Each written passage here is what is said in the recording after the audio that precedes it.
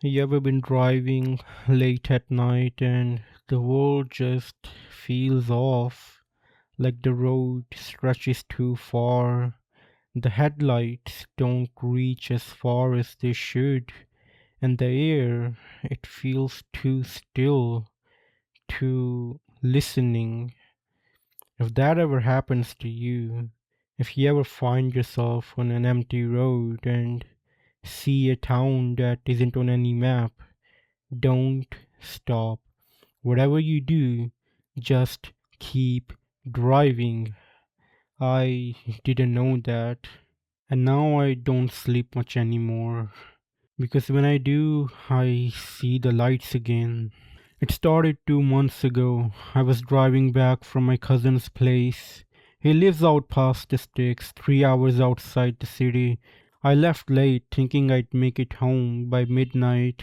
The GPS said it was straight shot, straight down Highway 41. But somewhere around 11:30 the GPS just glitched. The screen froze, then flickered back on, showing me a reroute through something called Marrow Creek. I'd never really heard of it.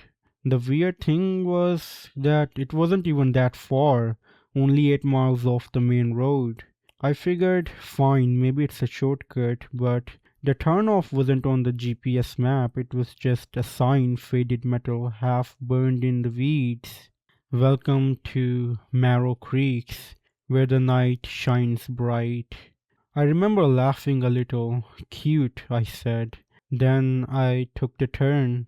The road narrowed fast, cracked asphalts, trees pressing close on both sides.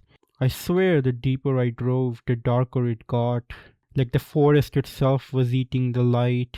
Then suddenly there it was, a town.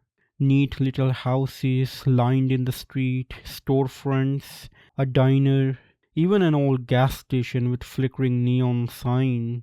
Everything was lit, street lamps glowing yellow, windows warm and alive, but there wasn't a single soul outside. The strangest part? The power was still on, but there was no sound, no wind, no bugs, no hum of distant traffic, just the low buzz of electricity and my heartbeat. I parked near the diner. The sign in the window said open, but inside there really was no one. Half eaten pie sat on the counter, coffee still steaming, like people had just vanished mid bite.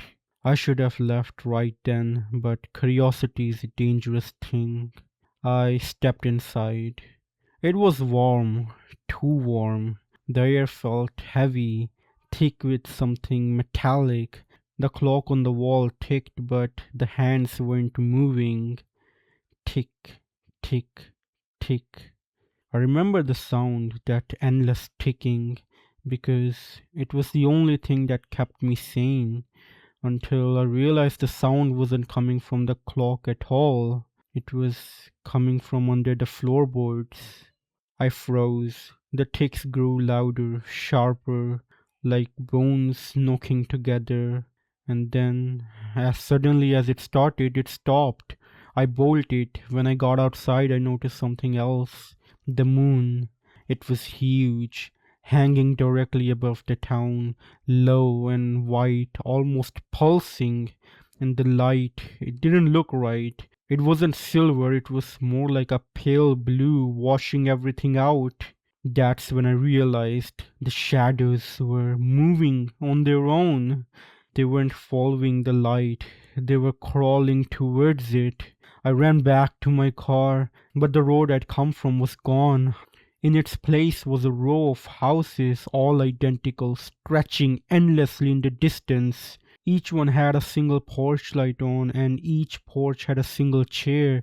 And sitting in the chairs were people, or what looked like people. They were too still, too quiet. Their heads tilted slightly towards me as I backed away. Then one of them, a woman in a torn blue dress, stood up. Her eyes caught the moonlight, but there was no reflection, just black pits like Someone had scooped them out. She pointed at me, and the others followed, dozens of them, standing, pointing, and swaying. And then they started walking. I jumped into my car and I floored it. Didn't matter where I went, I needed to move. But the streets looped. Every turn brought me back to the same damned corner, the same gas station, the same damned Welcome to Marrow Creek sign. No matter which way I drove, the moon stayed above me like it was following. I tried shutting my eyes while driving, like maybe I could blink it away, but the light still seeped through. Even with my eyelids closed, I could still see that cold blue glow, and beneath it shapes, thin, long, limbed silhouettes crawling along the rooftops. The next thing I remember, I woke up on the side of Highway 41. The car was still running. The GPS said I was right where I should have been the whole time. The odometer read 87 miles, more than it should have. For weeks I tried to forget it, told myself it was just exhaustion, hallucination, maybe something explainable, but every night I dreamed of that town, of its empty streets, of that blue light. And lately I've been hearing things when I close my eyes. Not voices like a hum or low rhythmic, like power lines vibrating in the distance. Last week I finally looked it up. Marrow Creek. Nothing. No records, no old maps, no history. But I did find something odd. A local Reddit post from 3 years ago. Someone wrote, "Don't take the turn off 41 miles marked 63. The town's only there after dark." And beneath it, a reply from a deleted account. "They never told me what happens if you go twice." That was 2 nights ago. And tonight, I saw it again. Not on the road, not out there. In my rear view mirror, I was driving home from work, street lights flickering in the rain, and for just a second, the reflection behind me shifted, and there it was, Marrow Creek, bright, glowing, perfect. And I swear to God, one of the figures was standing right behind my car. So if you're listening to this, if you're one of those late night drivers, the kind who likes exploring roads no one else drives anymore, do yourself a favor. If your GPS ever shows a place called Marrow Creek, don't go. Because once you've seen it, it's already seen you. And when the sun goes down, it will find you again. And you stay safe out there, wolf packs.